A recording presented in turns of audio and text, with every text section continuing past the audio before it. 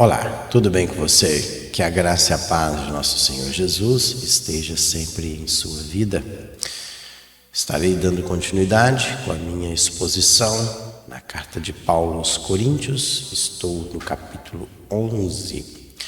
Eu já expus parte deste capítulo falando a respeito do comportamento das mulheres na congregação, ou seja, nas reuniões. Até porque naquele período da história ainda não existiam templos. As pessoas se reuniam nas casas dos irmãos e formavam uma igreja. Até porque igreja não é quatro paredes. Igreja é um conjunto de pessoas que se reúnem em torno do nome de Jesus. E hoje eu vou falar sobre a ceia do Senhor. Como os irmãos de Corinto, eles procediam no momento da ceia. Vamos lá. Lembrando que eu tenho uma playlist com os demais vídeos deste livro, dessa carta, melhor dizendo. Vamos lá. Está aí, a ceia do Senhor, na igreja de Corinto. E Paulo, pode ver que dentro da carta, claro, lógico, ele redigiu uma carta para uma igreja e tratando de vários assuntos. Então, até o versículo 16, ele falou a respeito das mulheres e o assunto envolve o cabelo das mulheres dentro da congregação. E agora vamos falar sobre a ceia. E ele começa: nisto, porém, que vos prescrevo, não vos louvo, porquanto vos ajuntais não para melhor, e sim para pior. Interessante. Ele olha, nisto que esse pronome aqui, ou isto aqui que eu vou falar agora, que eu vos prescrevo aqui, o verbo é parangelo. Parangelo é transmitir uma mensagem, uma declaração. Vou dar uma ordenança, um comando. Mais ou menos isso. Olha, nisso que eu vou declarar, mas no sentido aqui do texto nisto que eu vou declarar, que eu vou escrever, esta mensagem que agora eu vou transmitir, eu não vos louvo. Louvar aí é aprovar. Eu não aprovo vocês. Porquanto, quando vocês se ajuntam e se reúnem, a palavra sunerhomai, o verbo ajuntar aí é reunir-se em uma assembleia. E ele falou que não é para melhor, e sim para pior. Interessante. Quando os irmãos se reuniam para celebrar a ceia, eles não reuniam para melhor, e sim para pior. Porque, olha só, porque antes de tudo estou informado haver divisões entre vós, quando vos reunis na igreja, e eu em parte o creio. Interessante. Olha, porque antes de tudo estou informado haver divisões. Esrisma é a ideia de dissensão, de um rasgo, de um partidarismo dentro da igreja. Ou um grupo de pessoas faz algo primeiro do que o outro. É uma divisão dentro da igreja. E ele falou assim, e em parte eu creio. Parte eu creio. Paulo dizia, eu creio que isso está acontecendo. Porque Paulo com certeza já conhecia a igreja de Corinto. Porque até mesmo importa que haja partidos entre vós, para que também os aprovados se tornem conhecidos em vosso meio. E você até importa que haja aí partidos. Partidos aí, o termo, o substantivo, aireses, ou melhor, aireses, corrigindo aqui, porque o sigma, ele não tem som de Z. Então, aireses da ideia de aquele que é escolhido. Um grupo de pessoas que são ali escolhidas, entre elas. Um escolhe uma pessoa, outra pessoa, ele forma um grupinho dentro da igreja. Então, sabe?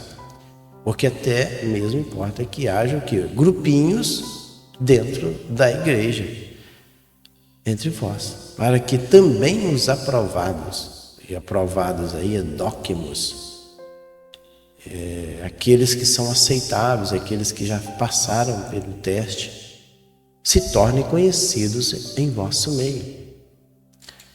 E ele continuou: pois quando vos reúnes no mesmo lugar, não é a ceia do Senhor que comeis. Interessante. Paulo está tratando da ceia, mas ele falou o seguinte: mas quando vocês estão reunindo, não é a ceia do Senhor que vocês estão comendo. É outra coisa, não a ceia. Porque isso que vocês estão fazendo não é a ceia do Senhor. Porque quando Jesus instituiu a ceia juntamente lá com os seus apóstolos, estavam todos reunidos no mesmo lugar, porque no cenáculo, ele e os 12. E ali ele falou: desejei muito comer convosco esta Páscoa. E logo em seguida ele institui a ceia do Senhor, a ceia dele, a ceia do Senhor Jesus. Então, ele falou assim: olha, quando vocês estão reunindo, aí sunerromai aí de novo, reunir em assembleia, não é a ceia. Ceia aí é deipinon. A palavra deipinon, substantivo neutro, ceia especialmente uma refeição formal, geralmente realizada à noite, usado em referência à festa do Messias, simbolizando salvação no reino. Comida tomada à noite. Então a ceia era uma comida, as pessoas comiam, se ajuntavam para comer à noite. Então provavelmente no final do dia, aqui não tem um dia específico, cada igreja ela escolhe o seu dia específico. E também não estabelece se é todo dia, é uma vez por semana, é mensal, é anual. Aqui não tem uma regra específica. Aqui Jesus instituiu foi no dia da Páscoa, uma vez por ano. Mas aqui em Corinto, não. Quando vocês estão reunindo no mesmo lugar? Quando? Não sabemos. Então, aqui há liberdade para as pessoas escolherem um dia. Uma vez por semana? Pode, não há problema nenhum. Uma vez por mês? Também. Uma vez por ano? Também. Mas é uma reunião para celebrar ali em referência a Cristo. É para trazer à memória aquilo que Jesus fez por nós no Calvário. E ele falou assim: olha, e quando vocês estão reunindo para trazer à memória esse acontecimento tão extraordinário que é a morte de Jesus, vocês não estão celebrando a ceia do Senhor. Pode ver aqui, ó. Não é a ceia do Senhor. O Senhor aqui é Kuriakos, que pertence ao Senhor Jesus, que vocês estão comendo. Porque ao comerdes cada um cada um toma antecipadamente a sua própria ceia, e há quem tenha fome, ao passo que há também quem se embriague. Olha só, porque ao comerdes, aí a palavra, o grego é fago, cada um toma antecipadamente. O verbo grego aí, antecipadamente, tomar antecipadamente, prolambando. Prolambando ou seja, é tomar antes, é comer antes, ou seja, ele chegava primeiro no lugar e já logo em seguida ia comendo a ceia. Irmãos chegavam atrasados no lugar, porque naquele período tinha muitos escravos, também tinha pessoas ricas. Então os mais abastados, ricos, eles chegavam primeiro, e aí chegava cada um com a sua comida e comia. tomava despreocupadamente a sua própria ceia, idios, adjetivo próprio, peculiar daquilo que é de si mesmo. A ceia aí, novamente, deipinon, é a comida. E ele falou assim, e há quem tenha fome. Ou seja, peinal aí, o verbo é faminto. Ter fome é estar faminto. Ao passo que há também quem se embriague. E interessante aqui é que o vinho aqui usado não era o suco de uva, era vinho mesmo, porque ninguém fica embriagado com suco de uva. Você pode tomar 3 garrafas de suco de uva que você não vai ficar embriagado. O vinho que eles usavam aqui não era o suco de uva, era um vinho que tinha algum teor alcoólico. Porque, olha só, o termo se embriague é metuo, o verbo metuo é estar bêbado. Estar bêbado. Esse é o termo grego. Estar bêbado. Ele ficou embriagado por causa de algum teor alcoólico que existia neste vinho. Pode ser um mosto, não sei. O mosto será que embriaga? Mas eu acredito aqui que para se embriagar,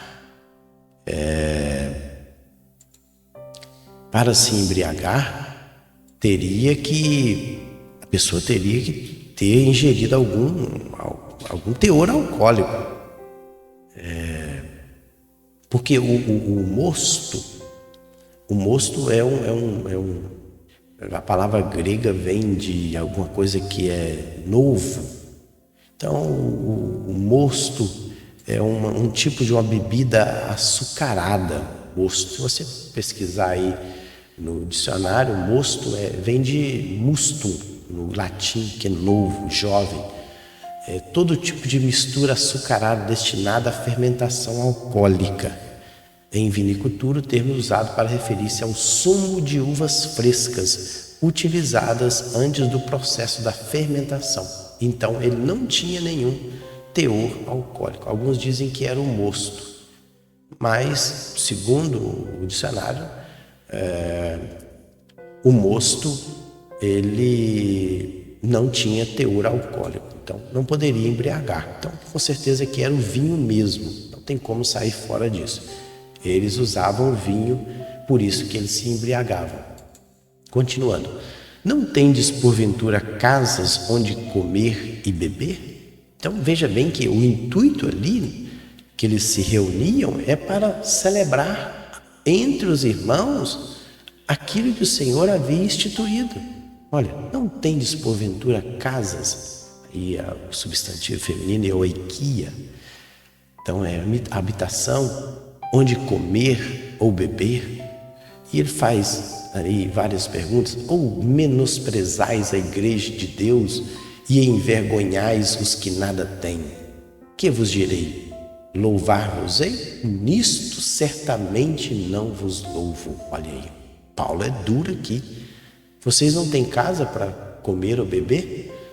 Ou vocês menosprezam? Menosprezar aí é catafronel.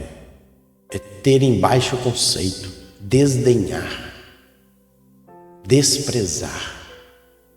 Ou seja, vocês desprezam a igreja. Que igreja, igual eu falei, não é 4 paredes, é as pessoas que estão reunidas ali. Vocês desprezam aqueles que estão aí reunidos para celebrar a ceia. E outra coisa, vocês envergonham. Envergonhar é desonrar, humilhar os que nada têm, os irmãos que não têm nenhum poder aquisitivo. Porque com certeza alguns irmãos, eles iam para lá e não levavam nada para comer, porque eram escravos. E esperava talvez que algum irmão abastado levasse. E ele falou assim, que vos direi? Eu aprovo o que vocês estão fazendo? E aprovar, louvar e aprovar.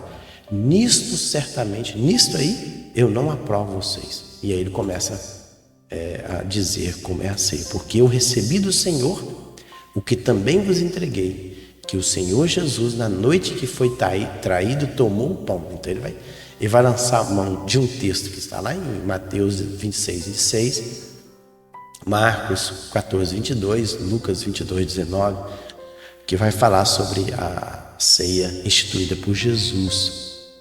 Então, se você ler lá, você vai ver bem claro que Jesus, ele reuniu com os seus apóstolos, todo mundo junto ali, sentado à mesa, sentado não, ele estava reclinado à mesa, e comeram a ceia. E ele falou assim, olha, porque eu recebi do Senhor, então é curios, meu Senhor Jesus, o que também vos entreguei. Entregar aí é transferir para outro. Então é paradidome, é transferir para alguém. Eu estou transferindo para vocês aquilo que eu recebi do Senhor. E ele falou assim, que o Senhor Jesus, aí o próprio Senhor Jesus, na noite aí, então era nux, né? Que é a noite, escuro já, em que foi traído, tomou o pão. E tendo dado graças, olha só, graças aí, Eucharistel, o verbo Eucharistel é agradecer, então ele agradeceu o pão, isso é normal, então nós temos que agradecer o pão que o Senhor nos dá, então e tendo dado graças, por isso que é normal pessoas orarem para o pão, abençoando o pão ali, por quê? Porque é uma forma de gratidão, Deus tem nos dado a comida, Deus tem nos dado o pão, então é Eucharistel, aí é agradecer.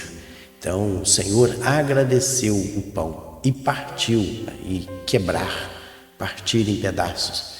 E ele diz, isto é o meu corpo é soma, que é dado por vós. Fazer isto em memória de mim, anamnesis. Anamnesis é lembrança. Fazer isso em lembrança, em recordação de mim.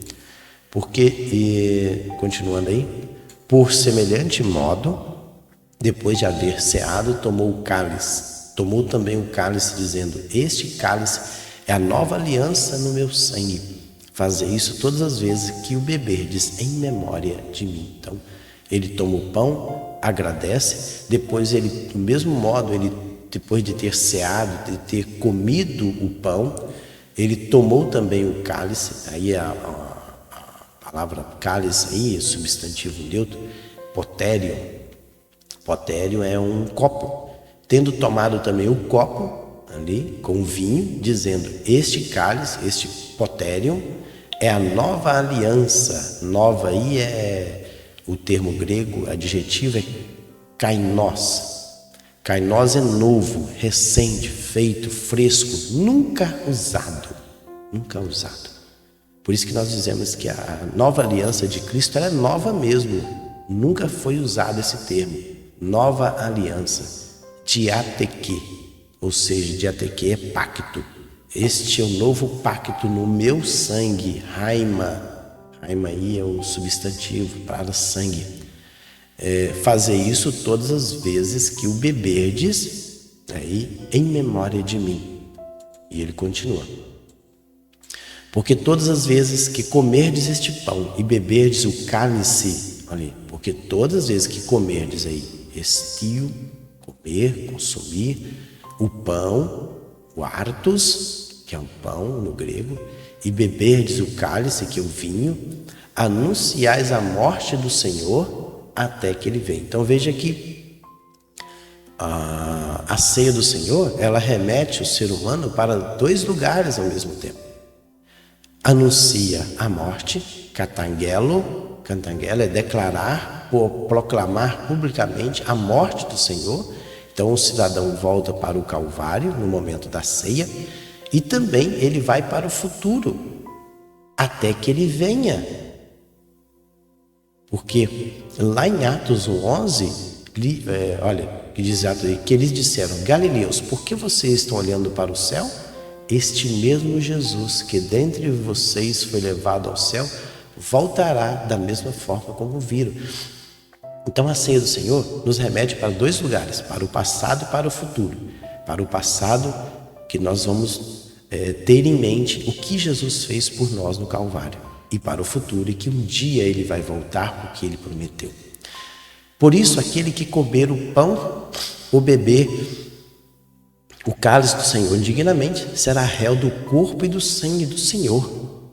Olha, por isso, aquele que comer, novamente, usando os mesmos verbos, estio, quartos, que é o substantivo, beber aí, que é o verbo pino, o cálice, que aí é o potério, do Senhor indignamente, aí sim, o advérbio indignamente é de um modo indigno, ou seja, que não está apto, será réu, e réu aí, ela pode ver que réu aí é no sentido forense, que tem crime, será réu, ou seja, será criminoso, ou será ter culpa, será réu, culpado, digno de punição do corpo e do sangue do Senhor. Então é sério isso aqui, do corpo e do sangue do Senhor. Ele continua: examina-se, pois, o homem a si mesmo, e assim coma do pão e beba do cálice. Interessante aqui que fala a palavra doquimazo aqui, esse examine-se, aqui, ó, seguinte, no início, o verbo examine-se, doquimazo é testar, provar, verificar, ver se há alguma coisa genuína ou não. Fazer um exame, verificar se há alguma coisa boa ou não dentro de si. E outra coisa, é individual. Examine-se, pois, o homem a si mesmo, e coma do pão e beba do cálice. Pois quem come e bebe sem discernir, discernir é diacrino, separar, fazer distinção, julgar a sua vida, sem discernir o corpo, come e bebe juízo para si. Eis a razão, porque há entre vós muitos fracos e doentes, e não poucos que dormem. Eis que há entre vós muitos fracos, fracos aí, astênis, frágil, doente aí, ars rostos, que é sem força, e poucos que dormem. Dorme aí é que está morto espiritualmente. Dorme aí é coimal, cair no sono, morrer. Porque se nós nos julgássemos a nós mesmos, não seríamos julgados. Por quê? Porque se nós nos julgássemos, aí novamente o diacrino, é fazer essa distinção, esse julgamento interno, nós não seríamos julgados. Porque quando eu faço essa análise, não seria julgado pelo Senhor. Mas quando julgados, somos disciplinados pelo Senhor para não sermos condenados com o mundo. Então, quando somos julgados, julgar novamente crino aí, no sentido de julgar judicialmente, a nós mesmos não seria julgado. Mas quando julgados, olha, somos disciplinados pelo Senhor para não sermos condenados com o mundo. E vamos aí para encerrar. Assim, pois, irmãos meus, quando vos reúnes para comer, esperais uns pelos outros. Então é isso mesmo que eu disse nisso. Os irmãos estavam chegando mais cedo ali na casa de algum irmão para celebrar a ceia. Aqueles que chegavam mais cedo já iam logo comendo a ceia, já iam logo comendo aquilo que ele tinha trazido. E os irmãos que chegavam atrasados para a reunião, provavelmente irmãos escravos, eles chegavam, só via o resto da comida e já tinha irmão embriagado já, porque comeram demais. Então veja bem o que estava acontecendo. Não era uma reunião entre os irmãos, não era uma eclésia para celebrar a morte do Senhor, relembrar a morte dele e também ter essa esperança de que um dia Jesus iria buscar a sua igreja. Eles estavam fazendo isso. Então, por isso, quando vocês vão aí celebrar a ceia, esperam pelos outros. Na hora que tiver todo mundo dentro de casa, vão comer.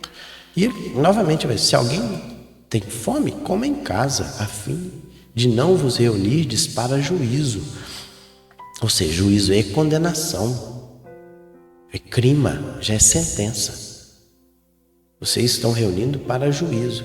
Quanto às demais coisas, eu as ordenarei quando for ter convosco.